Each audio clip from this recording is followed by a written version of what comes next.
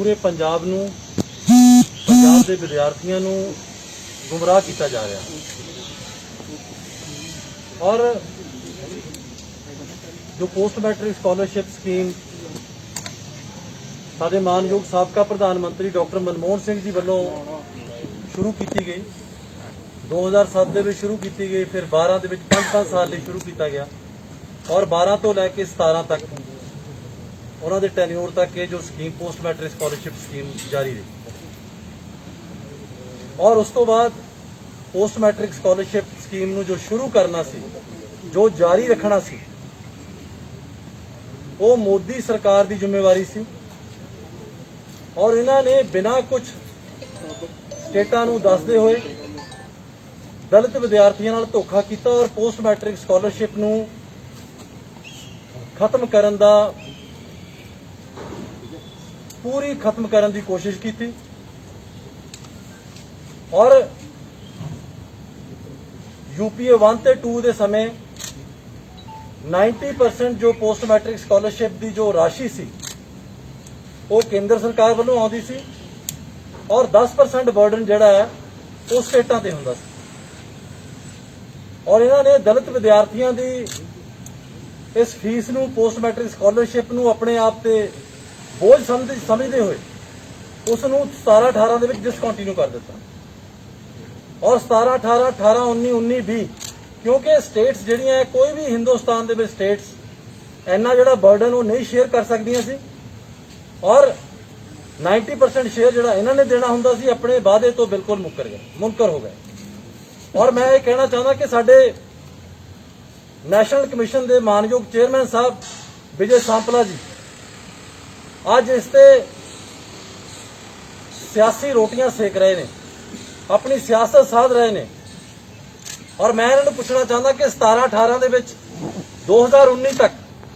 ये minister of state इसे department की रहे, ministry of social justice and empowerment. मैं इन्होंने पूछना चाहता कि 3 साल तुसी उदों दलित विद्यार्थियों नाल क्यों धोखा किया, पूरे देश के दलित विद्यार्थियों नाल धोखा किया, करोड़ों विद्यार्थियों का भविख इन्होंने खतरे में पाया और हज़ारां करोड़ का जिहड़ा बकाया है वो पूरे देश के विद्यार्थियों का जिहड़ा रहिंदा है। और हुण जदों चेयरमैन बने ने कभी किसी को समन किया जा रहा है, कभी किसी को समन किया जा रहा है और लोगों को दस्सिया जा रहा है कि 1563 करोड़ रुपया जिहड़ा वो पंजाब सरकार का बकाया है। तो मैं आप दे राही आप जी के माध्यम राही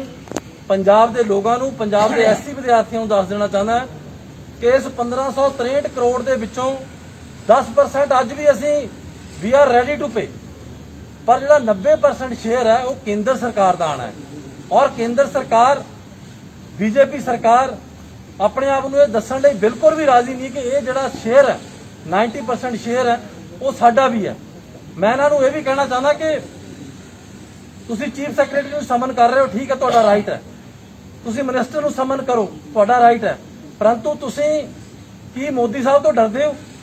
तुसी union minister of social justice and empowerment ते उन्हां दे कंसर्नड सैक्रटरी को क्यों समन नहीं करते? सारिਆਂ ਨੂੰ समन करके जेकर तुसी दलित हितैषी अपने आप को समझते हो तो असीं क्यों दलितों के हकों की, दलित विद्यार्थियों के हकों की गल क्यों नहीं करते? सानू सारिਆਂ ਨੂੰ बिठा के उस मसले का हल लभना चाहिए और साडी पंजाब सरकार बिल्कुल असीं तैयार हाँ और जिन्ना भी साडा शेयर बनता असीं शेयर देण नूं तैयार है। और इन्ना ही नहीं,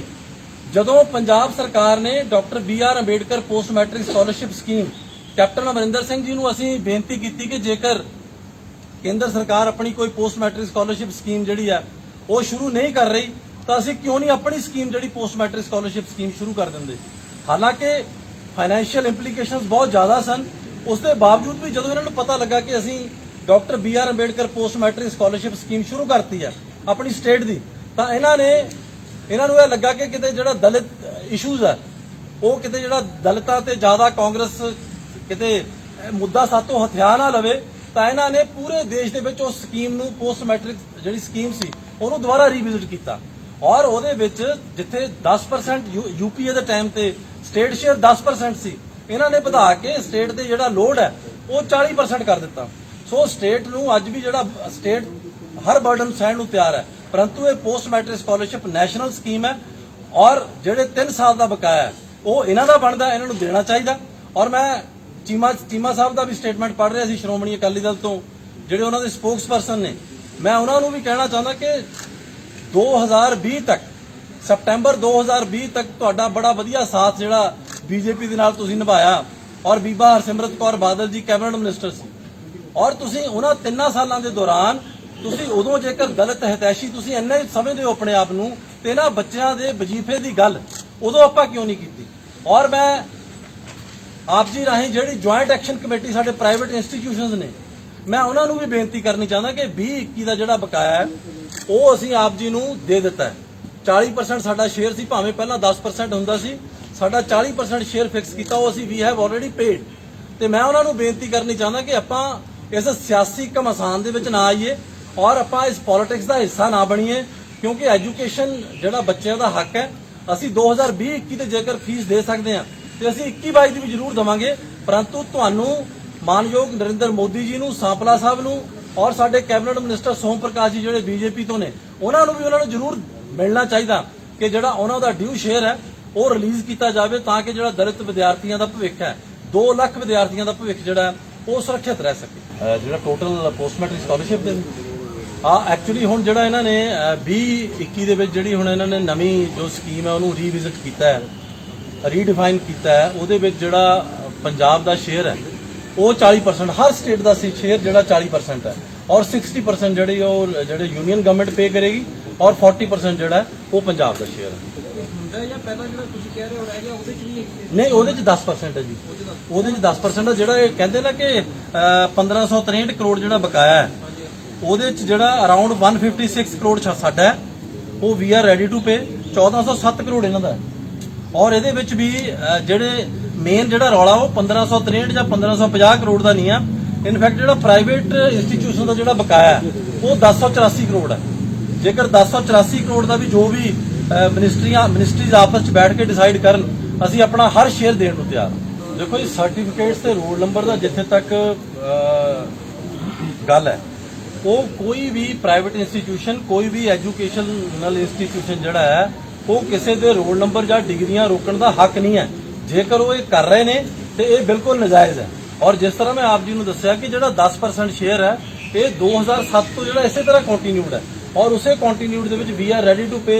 ਐਨੀ ਸ਼ੇਅਰ। ਪਰੰਤੂ ਇਹ ਵੀ ਅਸੀਂ ਇਹ ਨਹੀਂ ਚਾਹੁੰਦੇ, ਪਹਿਲੀ ਗੱਲ ਤਾਂ ਅਸੀਂ ਇਹ ਨਹੀਂ ਚਾਹੁੰਦੇ ਕਿ ਦਲਿਤਾਂ ਨੂੰ ਜਾਂ ਪੰਜਾਬ ਨੂੰ ਪੋਸਟ ਮੈਟ੍ਰਿਕ ਸਕਾਲਰਸ਼ਿਪ ਦੇ ਨਾਂ ਤੇ ਗੁੰਮਰਾਹ ਕੀਤਾ ਜਾਵੇ, ਕਿਉਂਕਿ ਜੇਕਰ ਸਾਨੂੰ ਦਲਿਤ ਵਿਦਿਆਰਥੀਆਂ ਦੇ ਅਸੀਂ ਹਿੱਤ ਵਿੱਚ ਸੀ, ਤਾਂ ਹੀ ਅਸੀਂ ਆਪਣੀ ਜਿਹੜੀ ਹੈ doctor BR Ambedkar post matric scholarship scheme ਜਿਹੜੀ है वो ਅਸੀਂ ਇਸੇ ਮਿਸ਼ਨ ਦੇ ਨਾਲ, ਇਸੇ ਵਿਜ਼ਨ ਦੇ ਨਾਲ ਲਾਂच ਕੀਤੀ ਸੀ। 2021 के लिए जो 382 करोड़ समथिंग है वो बिल्कुल टोटल अमाउंट है, उसमें से 152 करोड़ हमने दे दिया और rest of the amount has already been paid by central government. अच्छा, मतलब नई पॉलिसी के तहत पैसा आना शुरू हो चुका है, तो फिर उसको रिलेवेंट में लेके क्यों नहीं पूछा गया कि जब आप नए स्कीम के अंडर पे ही कर रहे हैं तो पिछली पेंडिंग क्यों नहीं क्लियर कर रहे? कैप्टन अमरिंदर सिंह जी ने लिखा है, हम यही तो पूछ रहे हैं, हम यही तो इनके कंसर्न मिनिस्टर्स को पूछ रहे हैं कि आप लोग यूनियन मिनिस्ट्री को, अपनी मिनिस्ट्री को, अपनी सरकार को क्यों ये सवाल नहीं पूछते हो कि ये होना चाहिए। देखो, as far as Dalit CM और Dalit deputy CM is concern, in my opinion इस वक्त जो सबसे बड़ा मुद्दा है वो दलितों के हकों का है। हमारे जो दलित विद्यार्थी हैं दे आर इन ट्रबल, हमारे जो दलित एम्प्लॉयज हैं दे आर इन ट्रबल, पूरे हिंदुस्तान में वो ट्रबल में है। इस वक्त वो चेहरे की बात नहीं है, इस वक्त जो सबसे बड़ी बात होनी चाहिए, जो दलितों के हक हैं, जो यूनियन मिनिस्ट्री, जो भारतीय जनता पार्टी जो ये बात कर रही है कि हम लोग बीजेपी का मुख्यमंत्री का चेहरा होगा वो दलित होगा, ये दलितों के साथ तो आप अन्याय कर रहे हो। दलितों पे अट्रॉसिटीज, पूरे देश में अट्रॉसिटीज हो रही हैं, और आप कह रहे हो कि दलितों का मुख्यमंत्री बना के क्या करेंगे? दलितों के विद्यार्थियों के हक छीनेंगे, दलितों के हक, दलितों के विद्यार्थियों के, दलितों के। मुझे तो लगता है ये जो सीएम की बात कर रहे हैं ये अपनी सरकार के थ्रू दलितों के हक ही छीनेंगे, इसके अलावा कुछ नहीं करेंगे। जो मेरा ओपिनियन है, मेरा ओपिनियन तो ये है कि इस वक्त we need such a CM, such a chief minister जो कि कैप्टन अमरिंदर सिंह जी हैं। He has all the capabilities. हमें ऐसा चीफ मिनिस्टर चाहिए जो दलितों के किसानों के, गरीबों के, पछड़ों के हकों की बात कर सके। हमें कैप्टन अमरिंदर सिंह जी जैसा चीफ मिनिस्टर चाहिए। मैं deputy CM, I don't believe in CM, deputy CM, I believe in the rights of the Dalit, I believe in the rights of poor. उनको हक मिलने चाहिए। अगर वो उनको सब हक मिले हुए हैं तो हम सब लोग डिप्टी सीएम है और सब लोग सीएम है।